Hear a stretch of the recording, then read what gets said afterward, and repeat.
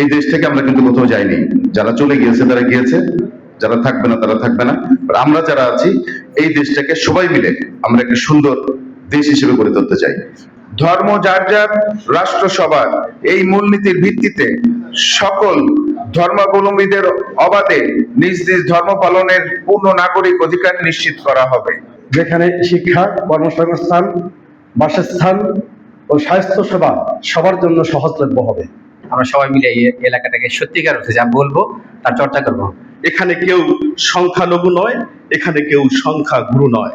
বাজার সিন্ডিকেট ভেঙে দিয়ে নিত্য প্রয়োজনীয় দ্রব্যের ন্যায্য মূল্য নিশ্চিত করতে চাই। ইমামদের জন্য একটা সম্মানী ভাতার ব্যবস্থা করা আমার একটা পরিকল্পনা আছে। সরকারি হাসপাতাল যদি বেশি নির্মাণ হয় তাহলে প্রাইভেট হাসপাতালে রোগী পাওয়া যাবে না, তাদের ব্যবসা কম হবে। ত্রয়োদশ জাতীয় সংসদ নির্বাচন 2026 উপলক্ষে ঢাকা 4 আসনের সকল প্রার্থী তারা তাদের নির্বাচনী ইশতেহার ঘোষণা করবেন। আমরা আপনাদেরকে সেই নির্বাচনী ইশতেহার ঘোষণা কার্যক্রমে নিয়ে যাচ্ছি, আপনারা আমাদের সাথেই থাকুন। শ্যামপুর ও কদমতলী থানাধীন বিভিন্ন ওয়ার্ড পুরাতন গ্যাস সঞ্চালন লাইন যা মাটির গভীরে 15-20 ফুট নিচে অবস্থিত।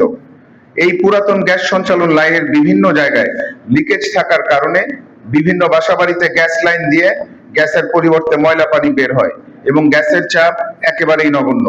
উক্ত সমস্যা সমাধানে তিতাস গ্যাস কর্তৃপক্ষের মাধ্যমে পুরাতন লিকেজ লাইনের পরিবর্তে নতুন গ্যাস সঞ্চালন লাইন প্রতিস্থাপন করার উদ্যোগ গ্রহণ করা হবে।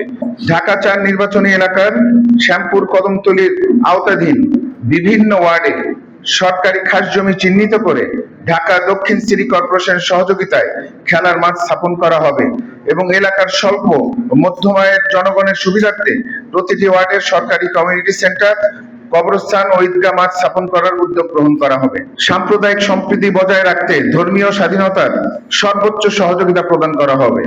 ধর্ম যার যার, রাষ্ট্র সবার, এই মূলনীতির ভিত্তিতে সকল ধর্মাবলম্বীদের অবাধে নিজ নিজ ধর্ম পালনের পূর্ণ নাগরিক অধিকার নিশ্চিত করা হবে।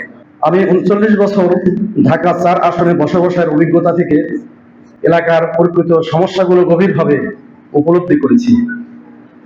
জলাবদ্ধতা, যাতায়াত ব্যবস্থার বেহাল দশা, গ্যাসের সংকট, মাদকের ভয়াবহতা সহ জনগণের নানামুখী দুঃখ দুর্দশা আমাকে ব্যথিত করে। তাই আমি একটি উন্নত, নিরাপদ, পরিচ্ছন্ন ও সমৃদ্ধ ঢাকা গড়ে তোলার স্বপ্ন দেখি। আমি সকল শ্রেণী পেশার মানুষকে সাথে নিয়ে একটি নগর গড়তে চাই, যেখানে শিক্ষা, কর্মসংস্থান, বাসস্থান ও স্বাস্থ্য সেবা সবার জন্য সহজলভ্য হবে। জুলাইয়ের গণ অভ্যুত্থানের প্রতিশ্রুতির আলোকে সাম্য, মানবিক মর্যাদা ও ন্যায় বিচার প্রতিষ্ঠার মাধ্যমে ঢাকা 4কে আধুনিক, নাগরিক সুবিধা সম্পন্ন, কর্মসংস্থানমুখী, পরিচ্ছন্ন, সন্ত্রাস চাঁদাবাজ মুক্ত, মাদক মুক্ত, নিরাপদ নগরীতে রূপান্তর করা। মূল বার্তা: সবার জন্য শিক্ষা, কর্মসংস্থান, বাসস্থান ও স্বাস্থ্য সেবায় উন্নত, নিরাপদ ও সমৃদ্ধ ঢাকা 4। আমরা সবাই মিলে এই এলাকাটাকে সত্যিকার অর্থে যা বলবো তার চর্চা করব। পরিকল্পনার সারমর্ম স্থানীয় সমস্যার আমরাই সমাধান। দুর্নীতিবাজ অদক্ষ আমলাতন্ত্রের উপর ভর না করে বসে থাকার বদলে পারস্পরিক দায়িত্ববোধের মহল্লার সংস্কৃতি ফিরিয়ে এনে ভুক্তভোগীদের দিয়ে গুলি সমাজ গঠনের মাধ্যমে এলাকার নাগরিক সমস্যার সমাধান, তদারকি ও জবাবদিহিমূলক কাঠামো গড়ে তোলার মাধ্যমে সমস্যার সমাধান সংশ্লিষ্টদের বাধ্য করব। এলাকার কমিউনিটি কালচার বা মহল্লা সংস্কৃতি ফিরিয়ে এনে আমরা সম্মিলিতভাবে স্থানীয় সামাজিক সাংস্কৃতিক নানা সমস্যার সমাধান করার দিকে সর্বোচ্চ গুরুত্ব দিব। জলাবদ্ধতা নিরসন নিয়ে পরিকল্পনা। রাস্তা উঁচু নয়, ড্রেন পরিষ্কার।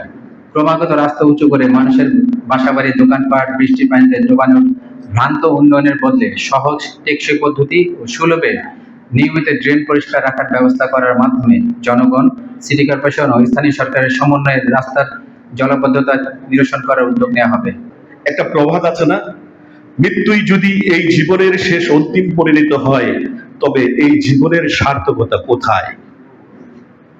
আমি বাঁচতে চাই আপনাদের মাঝে, আমি সমাজের কাজ করতে চাই, আপনাদের বুকে জড়িয়ে রাখতে চাই। হয়তো আজকের কথাগুলো এক সময় আপনারা ভাববেন যে এই ছেলেটা কি বলে গেল। সত্যিকার অর্থে আমাদের মা বাবারা কি চায়, এখন ঢাকাচার কি চায়? ঢাকাচারের মানুষ আর অবহেলা চায় না, তারা চায় সম্মান, তারা চায় নিরাপদ একটি বাসযোগ্য এলাকা। ঢাকাচারের জনগণ ভালো মানুষ চায়। আমরা সবাই ভালো, আমরা কর্মের মধ্যে আমাদের ভালো করতে হবে, যে ভালোটা নিয়ে আমরা সমালোচনা করব। আমার নির্বাচিত এলাকায় মসজিদ, মাদ্রাসা, মন্দির সবই আমাদের ঐতিহ্যবাহী ও বিশ্বাসের অংশ। ধর্ম যার যার, রাষ্ট্র সবার। আমি মনে করি সব ধর্মীয় প্রতিষ্ঠানের নিরাপত্তা, মর্যাদা ও উন্নয়ন নিশ্চিত করা রাষ্ট্র ও জনপ্রতিনিধিদের দায়িত্ব। আমি নির্বাচিত হলে মসজিদ, মাদ্রাসা, দিনী শিক্ষা ও নৈতিক শিক্ষার পরিবেশ উন্নয়ন করব। ইমাম, মসজিদ ও শিক্ষকদের সম্মান ও সুযোগ সুবিধা নিশ্চিত করার চেষ্টা করব। একই সাথে মন্দির সহ অন্যান্য ধর্মীয় উপাসনালয়ের নিরাপত্তা সংস্কার ও ধর্মীয় অনুষ্ঠান নির্বিঘ্নে পালনের জন্য প্রশাসনের সাথে সমন্বয় করে কাজ করব।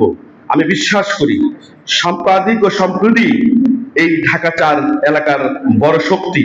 এখানে কেউ সংখ্যালঘু নয়, এখানে কেউ সংখ্যাগুরু নয়, এখানে সবাই নাগরিক, সবাই আমাদের এই ঢাকাচারে আমাদের কাছে সমান। এই নির্বাচনে শুধু সরকার গঠনের কাজটি সম্পন্ন হবে না, এর ফলাফল দ্বারা নির্ধারিত হবে যে আগামী দিনে দেশ কোন পথে এগোবে, গণতন্ত্রের পথে নাকি কর্তৃত্ববাদী ব্যবস্থার দিকে। বর্তমান নাজুক পরিস্থিতিকে আরো বিপজ্জনক করে তুলেছে চরম ডানপন্থী ও উগ্র সাম্প্রদায়িক প্রতিক্রিয়াশীল ও স্বার্থদ্বেষী গোষ্ঠীর নানা ষড়যন্ত্রমূলক তৎপরতা। তারা নির্বাচন প্রক্রিয়াকে প্রশ্নবিদ্ধ ও ব্যর্থ করার উদ্দেশ্যে ষড়যন্ত্র, বিভ্রান্তি ও অস্থিতিশীলতা সৃষ্টির প্রচেষ্টা চালিয়ে যাচ্ছে। গণতন্ত্র পুনঃপ্রতিষ্ঠার এই নির্বাচন পর্বকালীন সংগ্রামে এসব অপপ্রচেষ্টার বিরুদ্ধে জনগণকে সজাগ, সচেতন ও ঐক্যবদ্ধ করা আজ সময়ের জরুরি কর্তব্য। বৈষম্য মুক্ত, দুর্নীতি মুক্ত, সমৃদ্ধ ঢাকাচার গড়ে তুলতে চাই সকল শ্রেণী পেশার মানুষের সম অধিকার ভিত্তিতে এবং স্বচ্ছতা ও জবাবদিহিতা নিশ্চিত করতে চাই। বাজার সিন্ডিকেট ভেঙে দিয়ে নিত্য প্রয়োজনীয় দ্রব্যের ন্যায্য মূল্য নিশ্চিত করতে চাই। আমার একটা আজকে থেকে 2-3 বছর আগে থেকে রাজনৈতিক দলে জয়েন করার আগে ইমামদের নিয়ে আমি কাজ করতাম। সম্মানী, আমি নিজের থেকে ছোট করে সম্মানী ভাতার ব্যবস্থা করেছিলাম। তো ইমামদের জন্য একটা সম্মানী ভাতার ব্যবস্থা করা আমার একটা পরিকল্পনা আছে। খাল সংস্কারের জন্য বলছে, আর হচ্ছে কি অনেকে আছে যে জনশক্তি রপ্তানির জন্য আমরা বিভিন্নভাবে দেখেছি আমাদের যে এখনো বড় একটা ইনকাম আসে জনশক্তি রপ্তানি করে। তো আমরা যদি স্কিল ওয়ার্কার বিদেশে পাঠাতে পারি, তাদের একটা পরিবার যেমন সচ্ছল হবে এই দেশ। তো একটি সুন্দর দেশের আশায়, সুন্দর প্রতিশ্রুতি দিয়ে আগামী দিনে সবাইকে ভালো কাজ করার জন্য আহ্বান জানিয়ে, আমার যে দক্ষ যারা আছেন প্রার্থীদেরকে শুভকামনা জানিয়ে, এক্সিকিউটিভ ব্রাঞ্চের নির্বাচন কমিশনকে সুন্দর একটি সুষ্ঠু নির্বাচন উপহার দেওয়ার জন্য আল্লাহ তাদেরকে রহমত দান করুক, সেই প্রত্যাশা ব্যক্ত করে আমার অঙ্গীকারনামার শুরুটা করছি, শেষ হবে অনেক দূর। ধন্যবাদ সবাইকে, ভালো থাকবেন, সুস্থ থাকবেন। আসসালামু আলাইকুম। আমরা মনে করি বিগত 54 বছর যাবৎ রাষ্ট্রের জনগণ মূলত দুইভাবে বিভক্ত হয়ে আছে। রাষ্ট্রটা একদিকে আছে 8 ভাগ মানুষ, আরেকদিকে আছে 92 ভাগ মানুষ। 54 বছর যাবৎ 8 ভাগ মানুষের পক্ষে রাষ্ট্রীয় নীতি পরিচালিত, রাষ্ট্রীয় নীতিগুলো, আইনগুলো সেই নিরিখে প্রণীত হয়েছে। এখানে এক সময়ে আপনারা জানেন, যারা বয়স্ক মানুষ আছেন তারা জানেন, এখানে সরকারি হাসপাতালে ফ্রি চিকিৎসা ছিল, ওষুধ ছিল, টেস্ট করতে কোনো টাকা লাগতো না। এখানে এক সময়ে সকলের জন্য রেশনিং ব্যবস্থা ছিল, উচ্চবিত্ত, মধ্যবিত্ত, নিম্নবিত্ত, সেটা এখন নেই। এখানে এক সময়ে কৃষকদেরকে সার, বীজ, কীটনাশক ওষুধ ফ্রি দেওয়া হতো, এখন দেওয়া হচ্ছে না। দেওয়া হচ্ছে না কেন? ওই যে বললাম 8 ভাগ মানুষ আর 92 ভাগ মানুষ। 8 ভাগ মানুষের যে ব্যবসায়িক স্বার্থ, তাদের যে লোভ লালসার স্বার্থ, তাদের যে পুঁজির পাহাড় গড়ে তোলার স্বার্থ, সেই স্বার্থের নিরিখেই আইনগুলো প্রণয়ন হয়। তাদের ব্যবসার স্বার্থে এখানে পাবলিক বিশ্ববিদ্যালয় হবে না, এখানে প্রাইভেট বিশ্ববিদ্যালয় হবে ব্যবসার জন্য। এখানে সরকারি হাসপাতাল নির্মাণ কম হবে। কেন কম হবে? সরকারি হাসপাতাল যদি বেশি নির্মাণ হয় তাহলে প্রাইভেট হাসপাতালে রোগী পাওয়া যাবে না, তাদের ব্যবসা কম হবে। ফলে আমাদের দল, আমরা বিধানসভা জনগণের পক্ষে রাজনীতি করি, বিধানসভা মানুষের পক্ষে আইন প্রণয়ন করতে চাই। সে আইনগুলো হবে কৃষকেরকে কিভাবে উপকৃত করা যায়, কৃষকদের কাছ থেকে তাদের যে উৎপাদিত ব্যয়ের যে উৎপাদিত পণ্য, সেই পণ্যের সাথে কিছুটা পরিমাণ লাভ যোগ করে তাদের কাছ থেকে সরকার উদ্যোগে কৃষি পণ্য ক্রয় করে জনগণের কাছে পৌঁছিয়ে দেওয়া, মধ্যস্বত্বভোগীর অবসান ঘটানো। এটা হলো আমাদের রাজনীতি, পরিষ্কার কথা। সব মিলিয়ে প্রার্থীদের জন্য আমাদের শুভকামনা। আমরা অ্যাসিওর করতে চাই যে 12 তারিখে যে নির্বাচন, সে নির্বাচনটি সুষ্ঠু, অবাধ এবং নিরপেক্ষভাবে হবে। আমাদের কাছে সকল প্রার্থী সমান, সকল প্রার্থী থেকে সকল জনগণ আমাদের কাছে সমান। আমাদের আগের কিছু এনামুল ইসলাম আমাদের ছিল, সেসব নিয়ে অনেক কথাবার্তা হয়েছে, আপনারা জানেন। আমরা চাই 12 তারিখের নির্বাচনটি এমন স্বচ্ছ হবে যেন পরবর্তীতে সুন্দর আগামীর বাংলাদেশ গড়ার যে প্রত্যয় আমরা ঘোষণা করেছি, সেই প্রত্যয়ের সাথে একীভূতভাবে আমরা এগিয়ে যেতে পারি। আমরা বলতে চাই যে এই বাংলাদেশে আমরা আছি, আমাদের সন্তানেরা আছে। এই দেশ থেকে আমরা কিন্তু কোথাও যাইনি। যারা চলে গিয়েছে তারা গিয়েছে, যারা থাকবে না তারা থাকবে না। আমরা যারা আছি এই দেশটাকে সবাই মিলে আমরা একটা সুন্দর দেশ হিসেবে গড়ে তুলতে চাই। আমরা আপনাদেরকে সহযোগিতা করতে চাই, একই সাথে আপনাদের সহযোগিতা কামনা করি।